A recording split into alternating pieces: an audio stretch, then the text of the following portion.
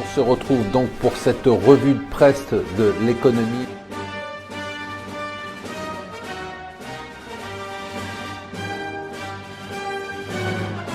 Bonjour et bienvenue sur Mon Financier pour la revue de presse de l'Écho. Nous sommes le mercredi 25 mai. La nouvelle du jour, c'est bien évidemment la paralysie totale. Alors je vais vous surprendre.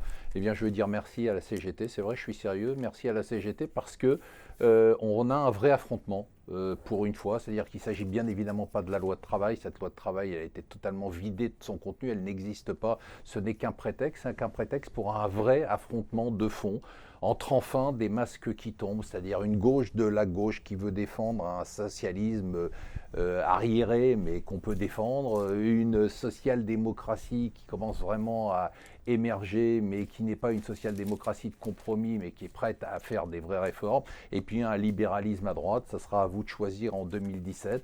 Je suis content qu'on arrive enfin à l'heure de vérité. Je suis peut-être naïf, mais j'ai l'impression que les choses peuvent bouger. À la une du Financial Times et dans tous les journaux, le raid hier chez Google, enfin ça bouge.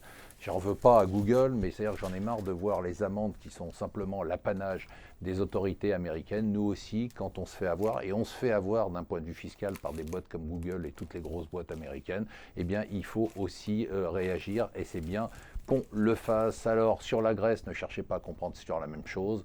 Un journal nous annonce que ça va mal, un autre journal, alors le Wall Street Journal nous dit c'est complètement bloqué, le Figaro économique nous dit ça avance. Bon, on sait tous de toute façon comment ça va se terminer dans de bonnes conditions.